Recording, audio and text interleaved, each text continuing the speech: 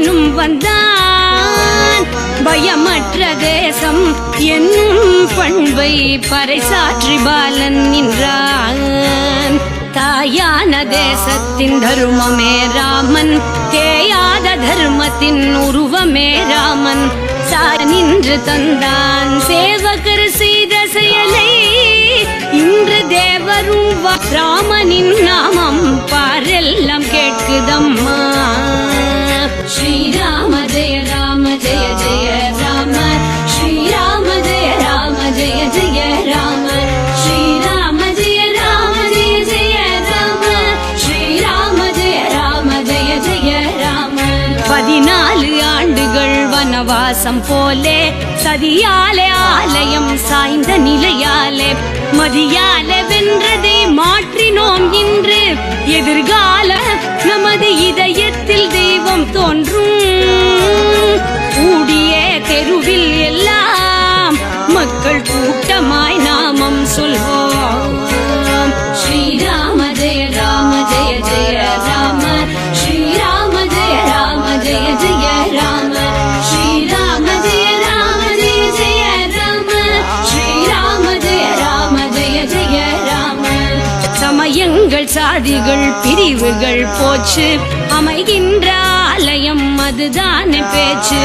இமய முதல் குமரி வரை இந்தியரையும் வீட்டில் எல்லாம் நல்ல அழகுடன் தீபம் ஏற்றி ராமனின் நாமம் சொல்லி பகலும் ராவெல்லாம் பாடல் செய்வோம். ஸ்ரீராம ஜெய ராம ஜெய ஜெய ராம, ஸ்ரீராம ஜெய ராம ஜெய ஜெய ராம, ஸ்ரீராம ஜெய ராம ஜெய ஜெய ராம, ஸ்ரீராம ஜெய ராம ஜெய ஜெய ராம. கவ்விய தீமையை தீர்த்திடும் போரில் செவ்விய செயல் வீரர் செங்குருதி சேர திவ்ய போராட்டம் செய்த நம் கதையும் ஒவ்வொரு இதயம். கோவில்கள் தோறும் மக்கள் கூடி கோலங்கள் தோரணங்கள், கோவில்கள் தோறும் மக்கள் கூடி கோலங்கள் தோரணங்கள், மாலைகள் மலரின் குவியல் வண்ண மயமாக மாற்றி வைப்போம். ஸ்ரீராம ஜெய ராம ஜெய ஜெய ராம, ஸ்ரீராம ஜெய ராம ஜெய ஜெய ராம, ஸ்ரீராம ஜெய ராம ஜெய ஜெய ராம, ஸ்ரீராம ஜெய ராம ஜெய ஜெய ராம. வீடெங்கும் ஜோதிகள் ஒளிரவே வேண்டி பாடுகள் பல கொண்ட பாதைகள் தாண்டி முனிவினால் உய்தோம்.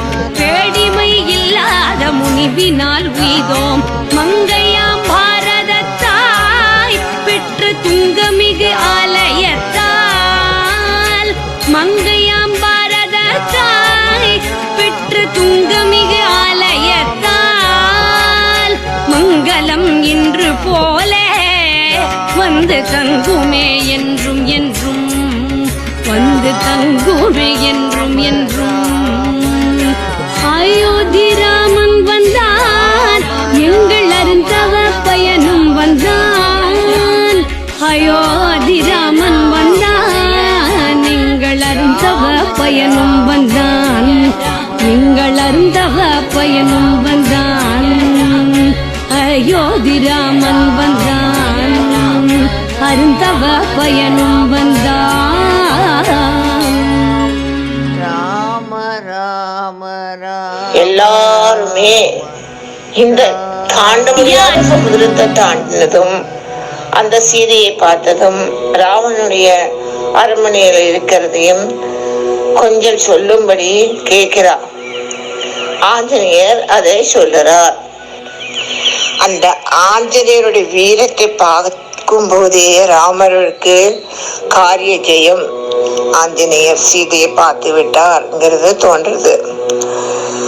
அந்த சுக்ரீவனுக்கும் தனக்கும் எப்படி ஒரு நட்பினை பகவான் காமிச்சாருங்கிறத ராமர் புரிஞ்சுக்கிறார்.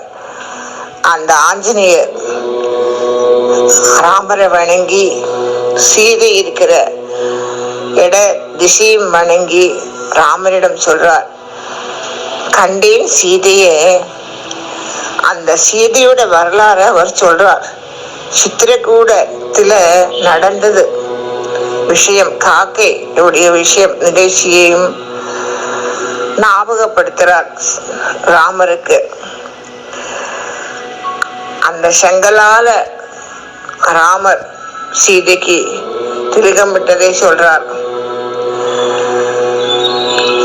அது சுக்ரீவன் அருகில் இருந்து கொண்டே ராமர் சுக்ரீவனை கட்டி அணைத்து அப்படியே ஒரு சந்தோஷமா துக்கமா தெரியாம இதெல்லாம் கேட்கும்போது அந்த சீட்டை கொடுத்து விட்ட அந்த சூடாமணியை பார்த்து ராமர் தேம்பி தேம்பி அழறார். இதுதான் துக்கம்ங்கிறது. துக்கத்திலேயும் ஒரு சுகம், சுகத்திலேயே துக்கத்தை பார்க்கணும் அப்படிங்கிற வாக்கியானத்தையும் அங்க நம்ம புரிஞ்சுக்க வேணும். இதெல்லாம் பார்த்ததும் அந்த ராமருடைய மனதுல அந்த சீதை அன்னை நெத்தியில திலகமிட்டது, அந்த அந்த சூடாமணிய துக்க காலத்துல அந்த சூடாமணிய பார்த்ததுல ஒரு சந்தோஷம்.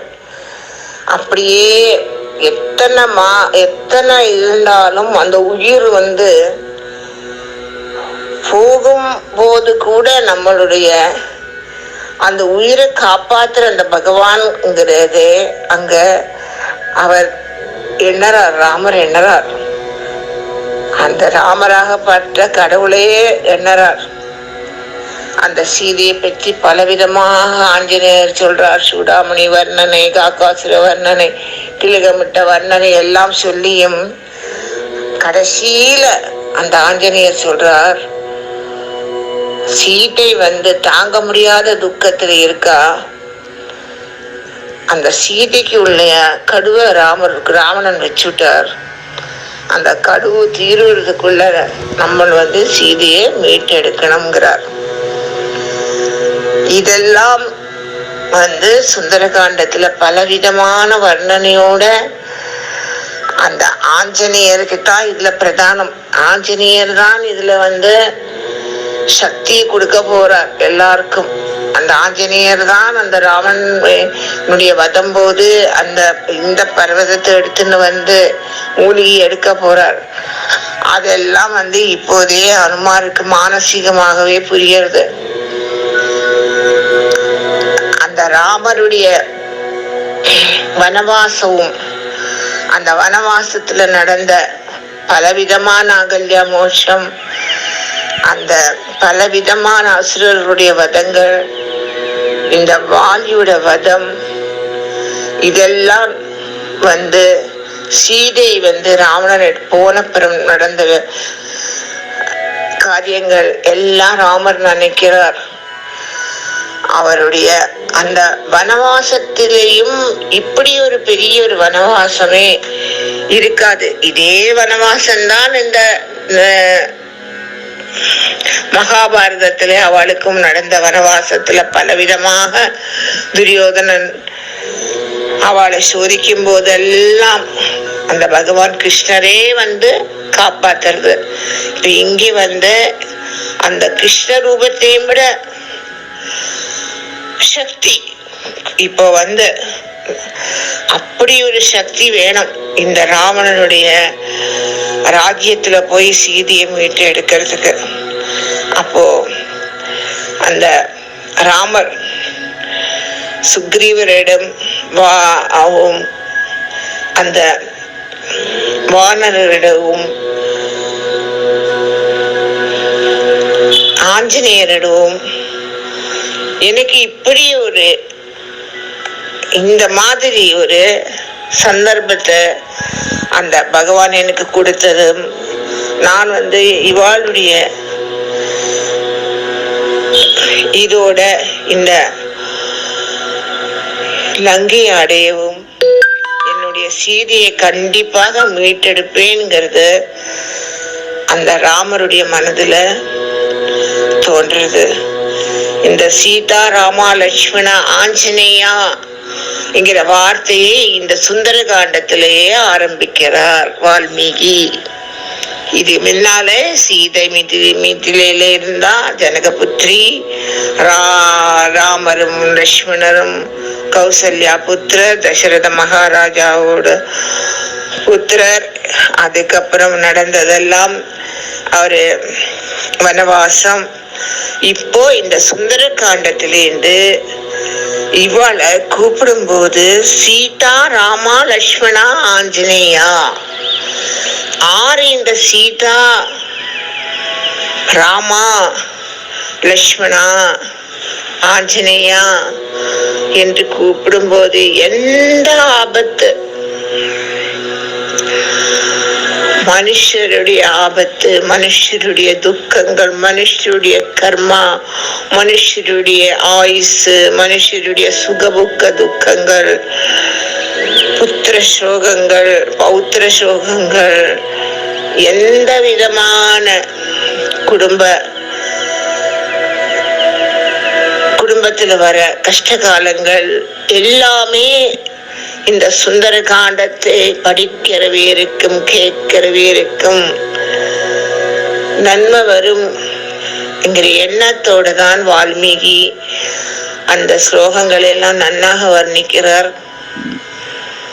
சுந்தர காண்டமானது அது ரொம்ப விதமான பலவேறும் பல விதத்துல ரொம்ப நன்னா சொல்லியிருக்கா. இது சுந்தர காண்டத்துல நாளைக்கு கொஞ்சம் சக்தி கொடுக்கணும். அவர் கொஞ்சம் சக்தி மட்டும் போராது, இந்த சம்சார சாகரத்துல துக்கத்துல இருக்கிற எல்லாருடைய கஷ்டங்களையும் அந்த ஆஞ்சநேயர் நமக்கு சக்தி தரணும். சோ சீதா ராம லட்சுமண ஆஞ்சநேயா, சீதா ராம லட்சுமண ஆஞ்சநேயா, சீதா ராம லட்சுமண ஆஞ்சநேயா என்ற வார்த்தையை நம்ம எப்போது நினைக்கணும். இந்த சுந்தர காண்டமானது 7 காண்டம் இருக்கு. அந்த 7 காண்டத்திலே ஒரு காண்டத்துடைய வர்ணம் தான் இது. சோ இது ராமாயணத்துல பெரிய ஒரு இதிகாசமான ஒரு காண்டம். இந்த சுக்ரீவனுடைய பந்தம் ஏற்படுறதும், ராமருக்கு அந்த ஸ்நேக பந்தத்தால இந்த ஆஞ்சநேயர் அங்க போய் ராவணனுடைய அசோகவனத்துல இருக்கிற சீதையை பார்த்து தர்மங்களை சொல்லி சீதையை காத்து சீதையை பொறுக்கும்படி செய்யவும், எல்லாம் ஒரு வழியான, பல வழிகளிலே ஒரு வழியான அந்த தெய்வ சக்தியாகப்பட்டது. அந்த அப்பேற்பட்ட சமுத்திரத்தை தாண்டும் போது கூட